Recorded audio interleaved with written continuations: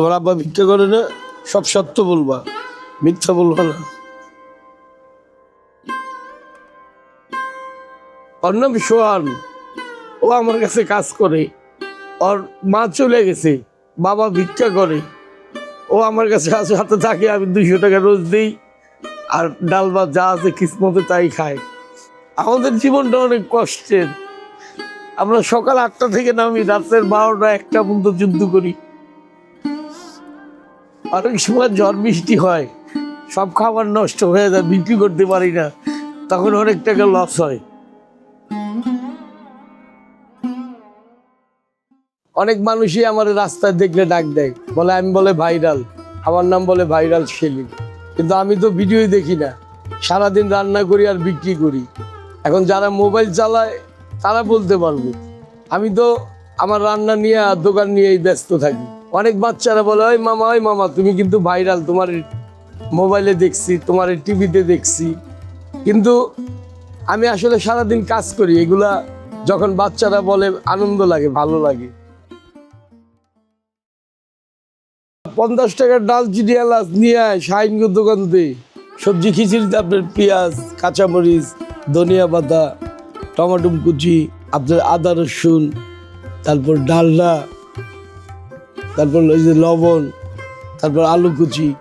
এটা হলো একটা সবজি খিচুড়ি রান্না করব। এই ডালটা গালানোর পর ওই সবজিগুলো আবার আলাদা কষাইতে হবে। এখানে আছে 3 কেজি তেল। এই তেলটা গরম হওয়ার পর কি কি দিবা আমি তোমার দেখাইতেছি, দাঁড়াও। তেলটারে 5 মিনিট গরম হইতে দাও।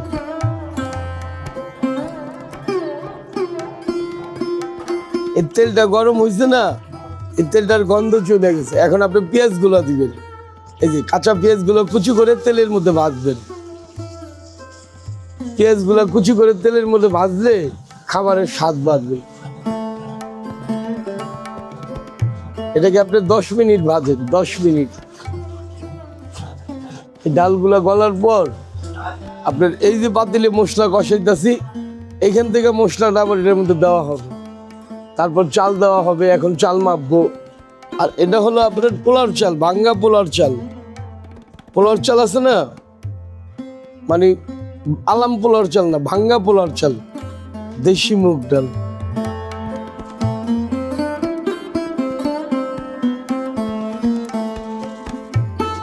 এই তেজপাতাটা দেওয়ার মানে এটার একটা ফ্লেভার আছে, অনেক ঘ্রাণ আছে।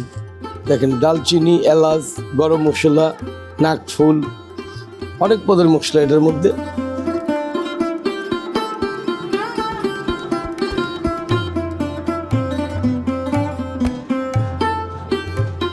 এটা হলো আপনার আদা রসুন।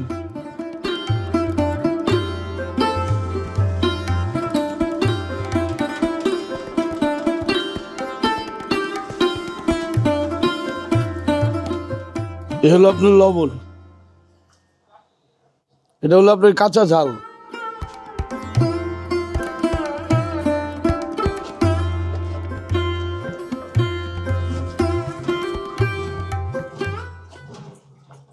এই যেগুলো রান্না করি সিলিন্ডারে, এক একটা সিলিন্ডারের দাম 1900 টাকা। প্রতিদিন 2টা সিলিন্ডার লাগবে। সরকারি গ্যাসে বাইরের কাজ তো করা যায় না, এই জন্য আলাদা গ্যাস আমরা কিনে নিছি। বিসমিল্লাহ, বিসমিল্লাহ, আল্লাহ বল।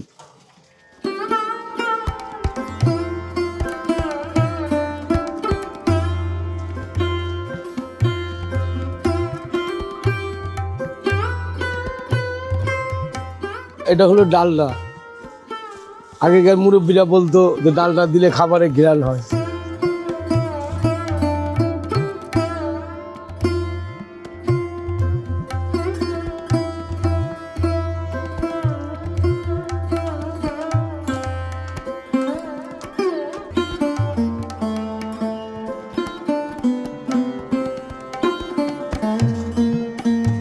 এই পোলাওটা দেখতে পারতেছেন না, এই পোলাওটা আপনার রান্না করতে 2 ঘন্টা লাগে। এখানে প্রায় 100 লোকের খাবার আছে। 30 টাকা করে 3000 টাকা বিক্রি হবে এই পোলাওটা। আর এই যে খিচুড়িটা দেখছেন, এই খিচুড়িটা, এই যে দেখেন খিচুড়িটা, এই খিচুড়িটা 20 টাকা প্লেট, 150 প্লেট হবে। এটাও 3000 টাকা বিক্রি হবে। এটা 3000 টাকা, এটা 3000 টাকা। 2 পাতিল মাল বিক্রি করতে হবে 6,000 টাকা। 7টা বাজে বাজার করি, বাজার থেকে 8টা বাজে আসি, কোটা বাটা রেডি করে 9টা 10টা বাজে শুরু করি, আপনার শেষ হয় 3টা, 3:30, 4টা, এর মধ্যে রান্না শেষ। পরে 5টা বাজে ভ্যানে করে নিয়ে রাস্তায় দাঁড়ায় বিক্রি করি। আর এই পোলাওটার সাথে আপনার 1 পিস কাঁচামরিচ, 1 পিস পেঁয়াজ, সামান্য একটু মরিচ বাটা ভর্তা, সব মিলে 30 টাকা বিক্রি করি। 5 টাকা প্যাকেট বিক্রি করে না ম্যাজিক মশলা, এই ম্যাজিক মশলা আর একটু দিব ধনিয়া পাতা, তাহলে এটা শেষ। এটা আপনি এখন খাইতে পারবেন। এটা কমপ্লিট হয়ে গেছে, 10 মিনিট পর একদম চাক্কা হয়ে যাব। আর এটা দমে দিছি, এটা 20 মিনিট পর পোলাও রেডি হয়ে যাবে। এই দুটার কাজ শেষ। এখন আমি মুরগি ম্যারিনেট করব। মুরগি, আমি যে মুরগিটা ভাজা বিক্রি করি, সেই মুরগিটা ম্যারিনেট করব, আপনি দেখতে পারেন। মুরগি ভাজা খান না, এর মধ্যে যে কী কী দেওয়া লাগে, এটা হলো আদা রসুন, তারপর দেন আপনি হালকা পরিমাণ লবণ, এই হলো আপনার লবণ, সরষের তেল, এই যে এটা সরষের তেল, এটা হলো মরিচের গুঁড়া।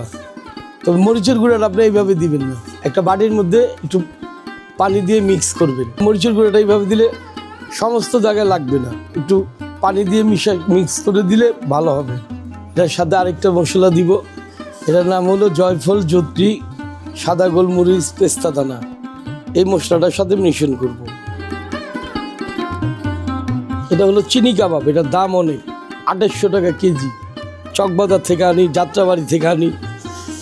এই হয়ে গেল আপনার এই যে কাবাবের মিশ্রণ, তাই না? এই দেখেন, এটা মিক্স করেন।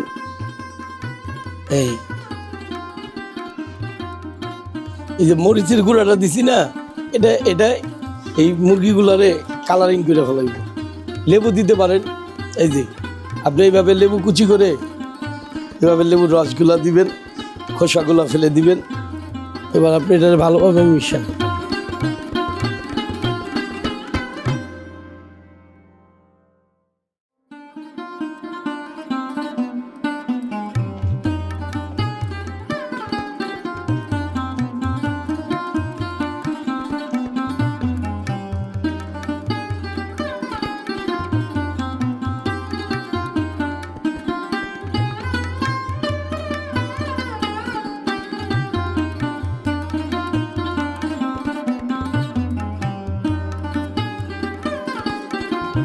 সরষের তেলটা দিলে কি আপনার একটা কাবাবের ঘেরান হয়।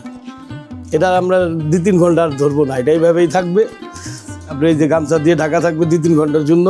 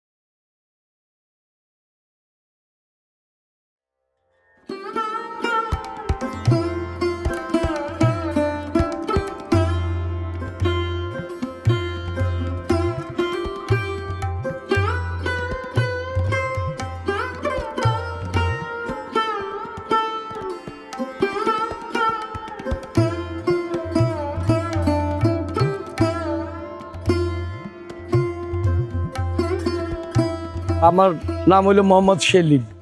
আমি ছোট থেকেই ফেরি করি। আমার বাবা মারা গেছে অনেক ছোট থেকে, আমার মনে নেই বাবার চেহারা। মা একা সংসার চালাইতো, 3 ভাই বোন লেখাপড়া করাইতো, কষ্ট হইতো। আমরা 2 ভাই স্কুল থেকে আইসা দেখতাম মা টিউশনতে চলে গেছে, তখন খিদায় কষ্ট করছি। ছোট ছিলাম, বুঝি নাই, চোখের পানি ফালাইছি। কারো বাসায় কাজ করছি, কারো দোকানে কাজ করছি, কখনো রাস্তায় গ্যান্ডারি আমরা বিক্রি করছি। যখন যেই সিজন ওইভাবেই, কখনো ভ্যানে করে তরকারি বিক্রি করছি। এই 40-45 বছর ধরে আমি ফেরি করি। খিচুড়ি কার 20 টাকার খিচুড়ি এলেন, 20 টাকার খিচুড়ি, পোলাও 30 টাকা, খিচুড়ি 20 টাকা, আর এই কাঠি 30 টাকা। একজনের বাড়িতে চাকরি করতাম, কাজ করতাম, উনি আমার দিয়ে এই রান্নাগুলো করাইতো। আর প্রত্যেক মাসে ওনার বাসায় কয়েকশো লোক ফ্রি খাইতো। তখন উনি আমার জিজ্ঞাসা করছিল যে তুমি তো বয়স হইতেছে কি করবা। তা আমি বললাম যে হ্যাঁ, আমার এই ছোটোখাটো একটা লাইন দিয়ে দেন যাতে আমি কটা ভাত তরকারি রান্না করে বিক্রি করতে পারি। আমি বিগত 2 বছর এই রাস্তায় যাতায়াত করি। ওনার কাছে আসলে উনি কোনোদিন ফেরত দেয় না, আসলেই আমার খাবার দিয়ে দেয়, আর আপনার কোনো টাকা পয়সা লাগবে না। আল্লাহ এক সময় অভাব দিছিল, অনেক অভাবে ছিলাম, আর এখন আল্লাহর রহমতে নিজেই খাবার বিক্রি করি। এক প্লেট খাবারের জন্য অনেক সময় আমি রাস্তায় বসে কান্না করছি। টাকা নাই, বাবা নাই, খাবার কে কিনা দিব? মা চলে গেছে চাকরি করতে, তাই না? এখন আমাদেরকে খাবারটা দিব কে? এই ধরনের কেউ ছিল না। পোলাও বিক্রি করি, খিচুড়ি বিক্রি করি, মুরগি ভাজা বিক্রি করি। আল্লাহর কাছে এই হিসাবে লাখো কোটি বার শুকরিয়া। আমাদেরকে কিন্তু এখানে বসতেও দেয় না, উঠাইয়া দেয়। আর উঠাইয়া দিলে আমরা তখন ভ্যানে করে হাইটা হাইটা তরকারি বিক্রি করি। আপনি যদি এখন কোনো বড় হোটেলে যান, পোলাও খাইতে কত লাগবো? 120 টাকা কিংবা 150 টাকা। আমার এখানে ওই পোলাওই 30 টাকা। আমি দিন কামাই দিন খাই। অনেকে আমার নিয়ে অনেক মন্তব্য করে, কিন্তু আসলে আমি একজন সাধারণ পাবলিক। আপনি 20 টাকার খিচুড়ি আর 30 টাকার পোলাও বেচে কয় টাকা পাবেন? 800, 1000, 1200 টাকা রুজি হয়। এটা দিয়েই ঘর ভাড়া, এটা দিয়েই খাওয়ান, এটা দিয়েই সব কিছু। এখানে অনেক পয়সা আলা আছে, অনেক কোটি কোটি টাকার মালিক আছে।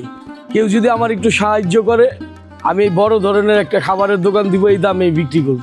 10 বছর আগে ওই খাবারটার দাম ছিল 30 টাকা, এখনও 30 টাকা আছে।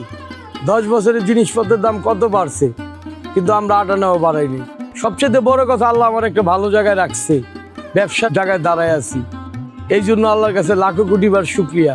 এই এলাকাবাসী অনেকে আমার পছন্দ করে, নাহলে আমি এক জায়গায় 14-15 বছর দাঁড়ায় ব্যবসা করতে পারতাম না।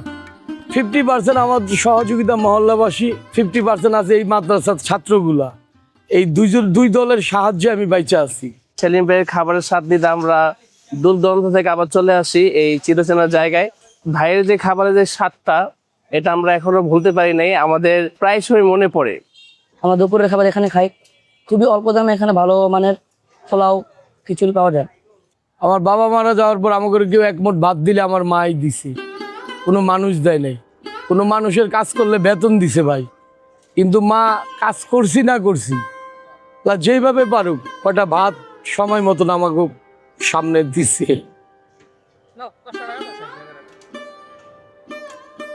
আমার মা যতদিন জীবিত আছে,